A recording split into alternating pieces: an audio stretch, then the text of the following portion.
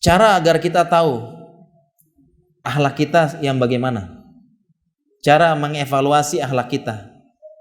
Dengan kita mengevaluasi akhlak kita selama ini, berarti kita tahu oh inilah akhlak kita. Dengan kita tahu akhlak kita selama ini, oh berarti kita tahu inilah iman kita selama ini. Inilah yang mengakar di dada kita. Oh cuma segini ternyata. Sebagian ulama menyebutkan ada 3 cara untuk mengevaluasi akhlak kita yang sebenarnya. Jadi kalau kita ingin muhasabah diri, akhlak saya selama ini bagaimana sih? Sudah bagus atau belum? Ada 3 cara untuk mengetahui akhlak kita yang sebenarnya, watak asli kita. Saya sebutkan. Yang pertama, bagaimana penilaian istrinya. Kalau belum punya istri gimana Ustaz? Ya ada 2-3-nya, sabar.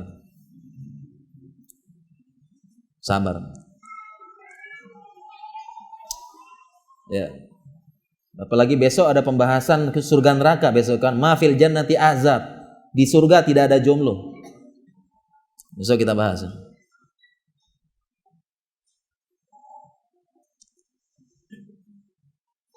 Pertama penilaian istri. Yang kedua, bagaimana muamalah kita ketika safar. Yang ketiga, bagaimana sih selama ini muamalah kita dalam urusan harta. 3 poin ini kita gunakan muhasabah sejauh mana sih akhlak kita selama ini yang sebenarnya. Saya ulangi, penilaian istri, muamalah ketika safar atau muamalahnya bagaimana dalam keadaan sulit safar. Yang ketiga, bagaimana akhlak kita ketika berurusan tentang harta. Ini 3 poin ini kita evaluasi. Itulah akhlak kita yang sebenarnya. Kita bahas poinnya para jamaah. Yang pertama apa jamaah? Penilaian istri. Kenapa bisa penilaian istri ini menunjukkan akhlak sebenarnya seseorang? Ada 2 poin. Ada 2 alasan. Yang pertama, karena umumnya wanita itu, istri itu umumnya kedudukannya di bawah laki-laki. Bawahannya laki-laki kan? Makanya dalam Al-Quran disebut tahta, bawahan. Kana tahta abdaini min ibadina solihain. Tentang istri Nabi Nuh sama Nuh. Bawahan memang. Karena umumnya istri itu adalah bawahan suami dan suami berkuasa terhadap istri. Dan yang seseorang baru bisa melampiaskan akhlak buruknya kepada orang yang di bawah dia. Baru kelihatan akhlak buruknya. Jadi nggak ada orang melampiaskan akhlak buruk dengan orang yang di atas atau sejajar, nggak ada. Dia baru bisa melampiaskan akhlak buruknya kalau orang tersebut di bawah dia kedudukannya. Baru bisa keluar. Makanya tidak jarang seseorang sama temannya luar biasa baik. Apalagi sama bosnya. Sama temannya baik luar biasa, sering traktir, senyum, ramah, gembira, menyenangkan temannya, membantu temannya, baik, menunjukkan akhlak baik sama temannya sejajar. Mau marah sama teman nggak bisa, mau melampiaskan akhlak buruk nggak bisa, apalagi sama yang di atas, sama bos. Justru semua bos bilang bawahannya baik-baik, manut-manut, baik, sopan, ramah, nggih Pak, iya Pak, siap, nggih, bagus, nah, gitu. Tapi dia baru bisa melampiaskan akhlak buruknya kalau dia dengan orang yang di bawah dia kedudukannya, dan salah satunya istri. Dengan gampang dia tempeleng, dengan gampang dia maki, dia bentak, dia ini dengan mudah keluar akhlak buruknya. Tapi kalau dengan yang sejajar belum tentu berani. Contohnya mohon maaf ya, dia di kantor mungkin, mohon maaf ini ya, dia mungkin cleaning service. Tiba-tiba dia paling rendah kedudukannya di kantor. Semua orang kantor bilang dia paling baik, paling sopan. Sedang bersihkan jalan, tiba-tiba ada pegawai, bos lewat, kakinya kotor. Dia yang minta maaf. Oh ya nggak apa-apa pak, maaf pak, nggak apa-apa, silakan. Ini mudah kok, nggak apa-apa, nanti saya bersihin lagi. Tapi di rumah istrinya salah sedikit tempeleng.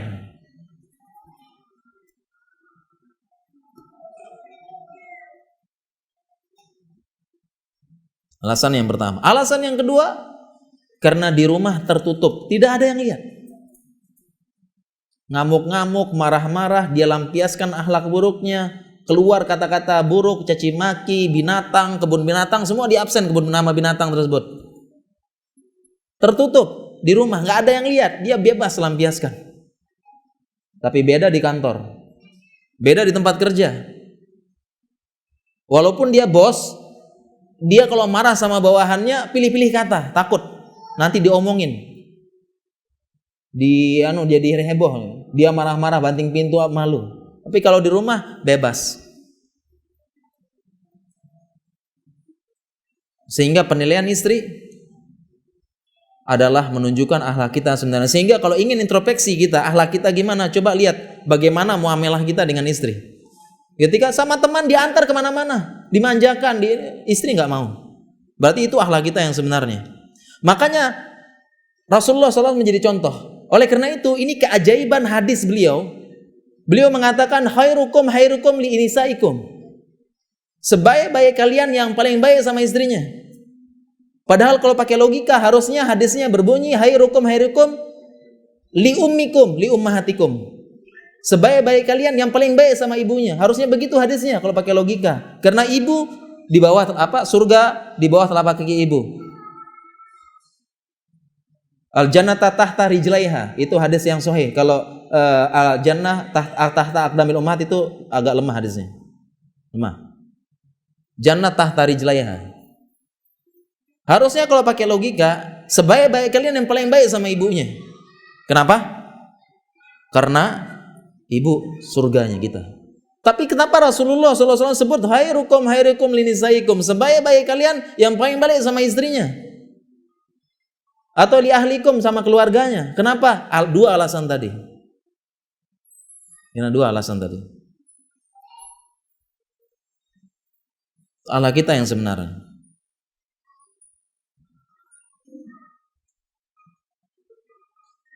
Dan ini bukti. Dan Rasulullah SAW mengatakan, ana khairukum li ahli, saya yang paling baik sama keluarga saya. Sehingga ketika ditanya istri-istrinya, ditanya bagaimana akhlak Rasulullah, Aisyah ditanya bagaimana sih akhlaknya Rasulullah SAW di rumah, Aisyah menjawab, kana hulukuhul Quran.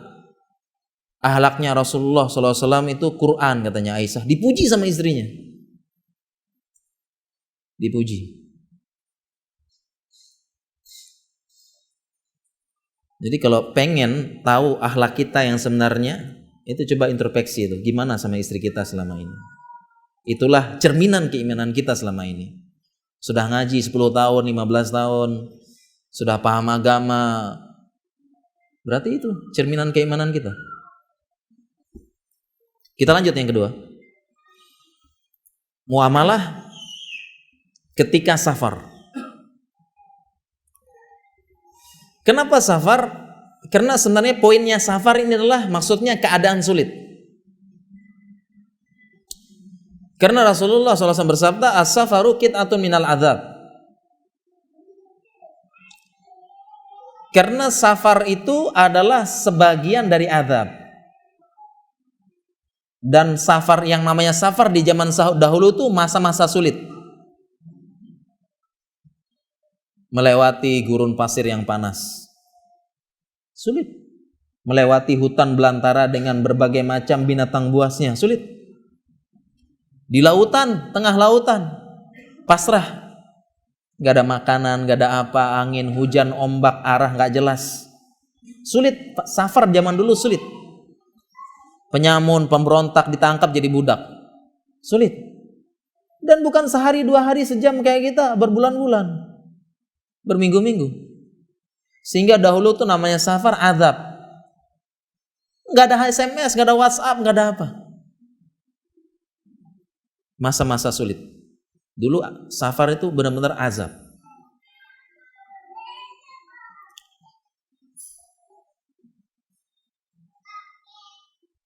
Dan hebatnya bahasa Arab,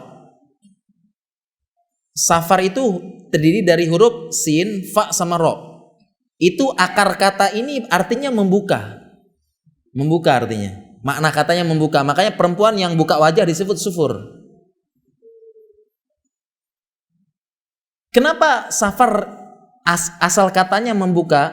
Karena katanya ulama, inna safara yaksiful akhlak. Karena yang namanya safar menyingkap akhlak aslinya seseorang.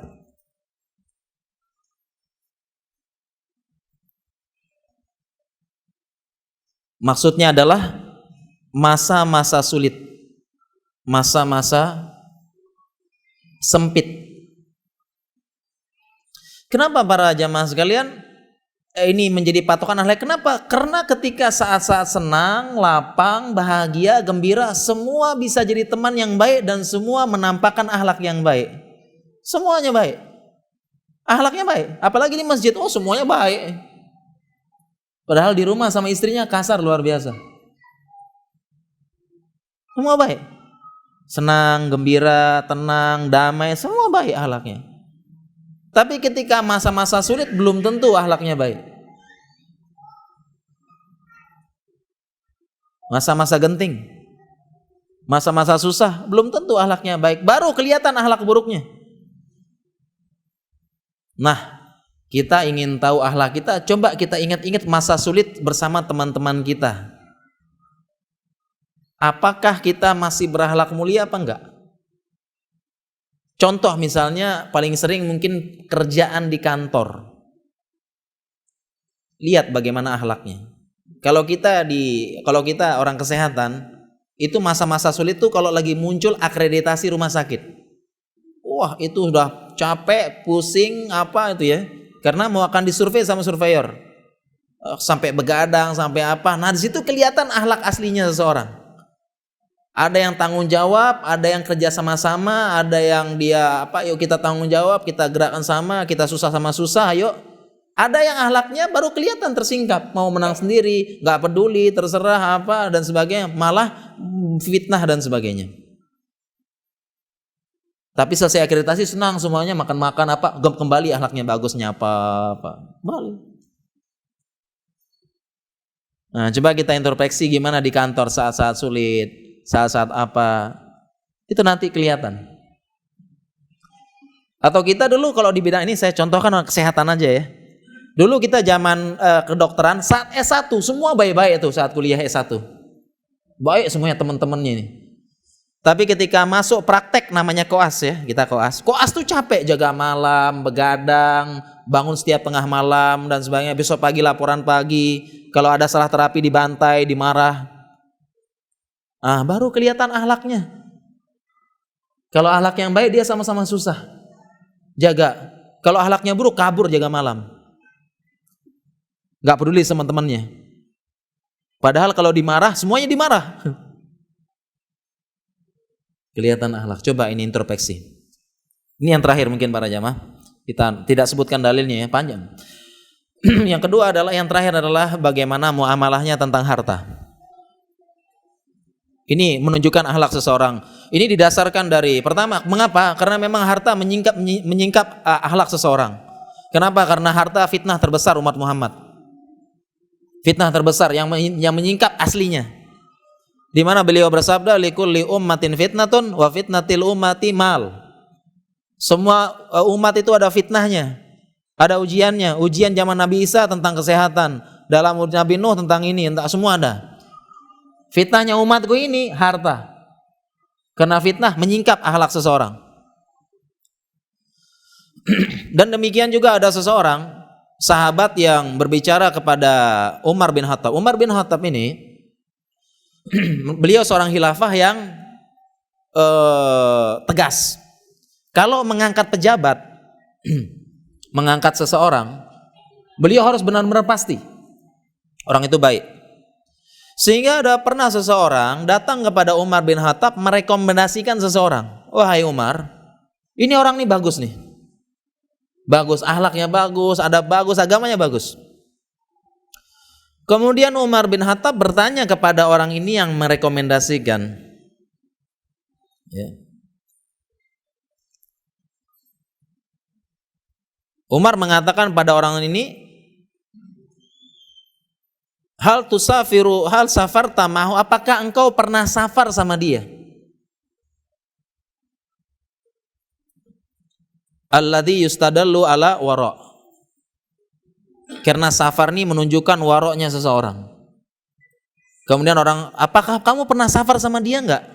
Pernah pergi safar, nemenin, sehingga kamu main rekomendasi aja? Kata orang tersebut, la, enggak pernah.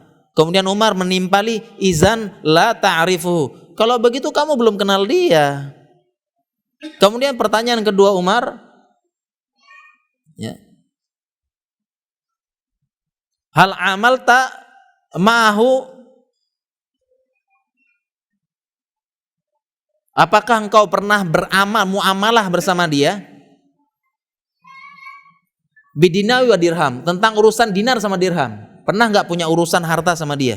Pinjam meminjam, bisnis, harta, pernah nggak? Katanya dia nggak pernah lagi. Umar pun menimpali, idzan la ta'rifu. Kalau begitu engkau belum kenal dia, hakikatnya dia. Jangan main rekomendasi. Sehingga kalau kita ingin tahu akhlak kita, sebenarnya coba lihat bagaimana muamalah kita harta. Muamalah harta, pinjam meminjam, utang menghutang, bisnis, sewa menyewa, apa dan sebagainya, coba lihat.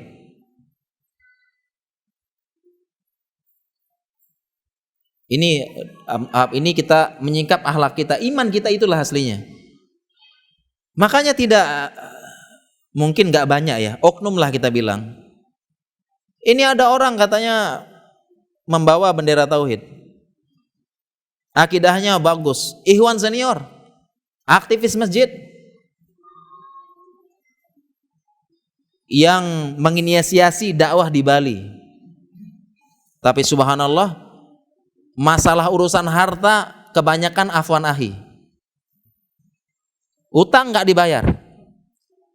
Bisnis sama dia godaro, curang, nggak amanah. Padahal dia bolak-balik ke masjid, sholat tepat waktu, terkenal sebagai perintis dakwah di Bali, misalnya gitu ya. Tapi ketika urusan harta, subhanallah, buruk. Ini berarti akhlak sebenarnya. Terakhir,